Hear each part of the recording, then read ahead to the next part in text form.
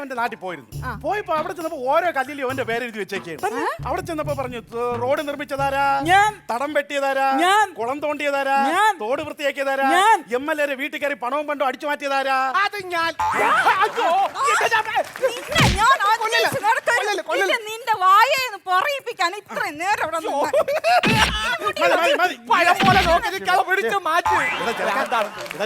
ഇങ്ങോട്ട് നോക്കി. ഇവിടെ ഇന്ന് സർക്കിൾ വരുന്ന ദിവസമാണ്.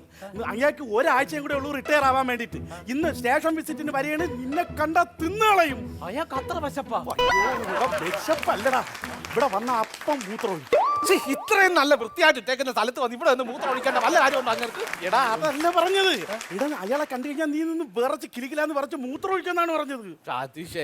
സാർ ഇങ്ങനെ പറഞ്ഞ മനസ്സിലാക്കി, ഞാൻ പറഞ്ഞ മനസ്സിലാക്കി. എടാ അതെ, നമ്മൾ ഈ സർക്കിളേമാൻ എന്ന് പറഞ്ഞുണ്ടല്ലോ, ഭീകരനാണ്, കൊടും ഭീകരൻ. കൊടും ഭീകരനെയൊക്കെ എന്തിനാ സാറേ ഈ പോലീസ് വെച്ചോണ്ടിരിക്കുന്നത്?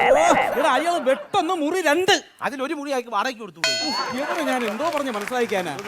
എടാ ഇങ്ങനെയൊക്കെ ആണെങ്കിലും അയാൾക്കൊരു ലോല മനസ്സാണ്. അപ്പൊ നീ തഞ്ചത്തിലൊക്കെ നിന്ന് അയാളോട് പെരുമാറിയാലേ നിനക്ക് അയാൾ ഇഷ്ടപ്പെടണം.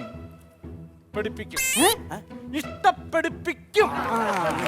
എനിക്ക് ആ സാറിനോട് വേറൊരു പരാതിയും കൂടെ പറയാനുണ്ട്. നിനക്ക് പരാതിയുണ്ടോ? എന്താണ് നിന്റെ പരാതി? എന്റെ പെണ്ണുപിള്ളക്ക് ഒരു കള്ളമാപ്പിള ഉണ്ടെന്ന്. ഇന്നലെ രാത്രി 12:00 വീട്ടിൽ ചെന്നപ്പോ അടുക്കള വഴി ഇറങ്ങി ഒറ്റ ഓട്ടം. ആര്? ഈ കള്ളക്കാമുകൻ. അയ്യോ, മുഖം കാണാൻ പറ്റിയെങ്കിൽ ചൂട് കട്ടയ്ക്ക് പറഞ്ഞൊരു ബീച്ച് കുക്കിട്ടുണ്ട്. അവൻ 5 ദിവസം കഴിഞ്ഞ കണ്ണു തുറക്കും. അപ്പൊ അത് നീയായിരുന്നു അല്ലേടാ?